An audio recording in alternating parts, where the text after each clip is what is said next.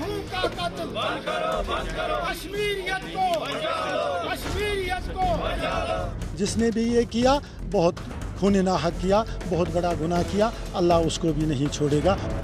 ऐसी हरकतें चाहे वो हरियाणा में हुई हो चाहे यहाँ हो रही हो, इससे एक पार्टी को के जो एजेंडा है उसको फ़ायदा होता है, क्योंकि जो बीजेपी की सरकार है वो यहाँ नाकाम हो गई।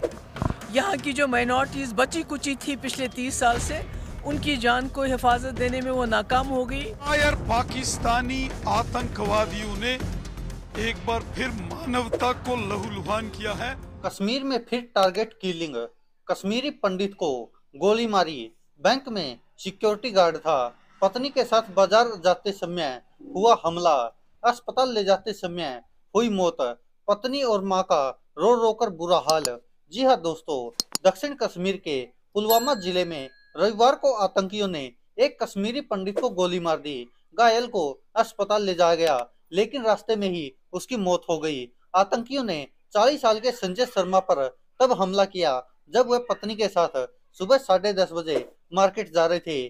संजय अचान गांव के रहने वाले थे और बैंक में सिक्योरिटी गार्ड के तौर पर तैनात थे। अक्टूबर 2022 के बाद ये कश्मीरी घाटी की पहली टारगेट किलिंग है। इससे पहले जम्मू के राजौरी के अपर डंगरी गांव में 1 जनवरी 2023 की शाम को 2 अनजान लोग घुस आए थे।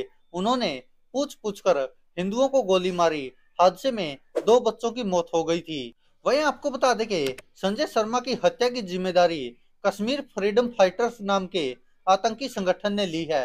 इस संगठन ने एक मैसेज जारी करके कहा कि आज सुबह हमने अचानक पुलवामा के रहने वाले काशीनाथ शर्मा के बेटे संजय शर्मा को एलिमिनेट कर दिया।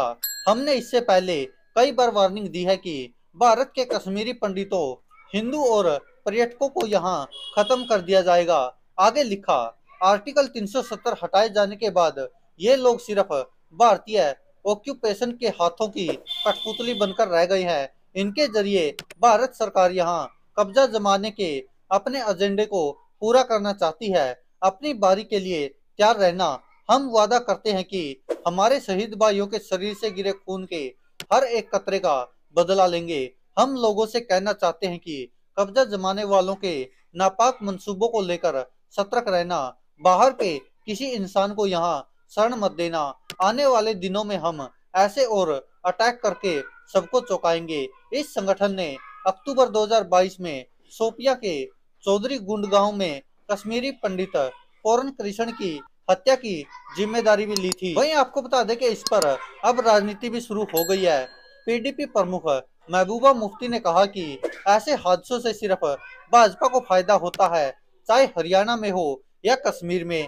भाजपा यहाँ पर अल्पसंख्यकों की जिंदगी की रक्षा करने में नाकाम रही है। ये लोग घाटी में सामान्य हालात होने पर दावा करने के लिए अल्पसंख्यकों का इस्तेमाल करते हैं। उन्होंने कहा कि भाजपा मुस्लिमों की इमेज खराब करने के लिए ऐसी घटनाओं का इस्तेमाल करती है। मैं इसकी निंदा करती हूँ। ये कश्मीरी लोगों का बर्ताव नहीं है। ऐसी घटनाएं सरकार की नाकामी को जाहिर करती हैं।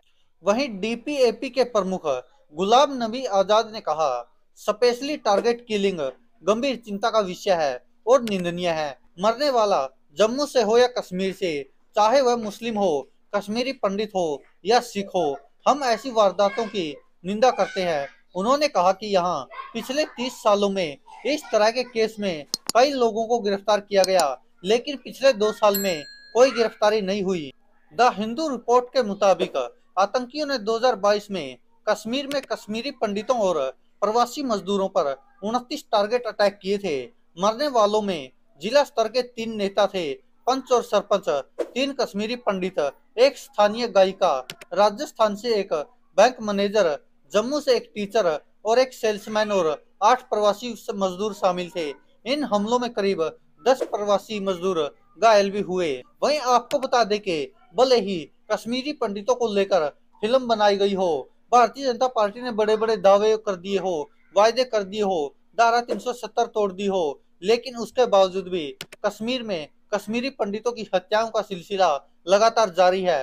हालांकि बड़े बड़े दावे करने से या वादे करने से उन लोगों के घर वाले वापस नहीं आ सकते। जैसे कि संजय शर्मा की पत्नी और मां रोती हुई बिलखती हुई नजर आ रही है। क्या इनके पति अब, क्या इनके बेटे अब वापिस आ जाएंगे? लेकिन दोस्तों इस पर राजनीति होती रहेगी और अब इस हत्या पर भी राजनीति जरूर होगी, लेकिन इसका कोई हल नहीं निकलेगा। धन्यवाद दोस्तों, देखते रहिए सच की आवाज।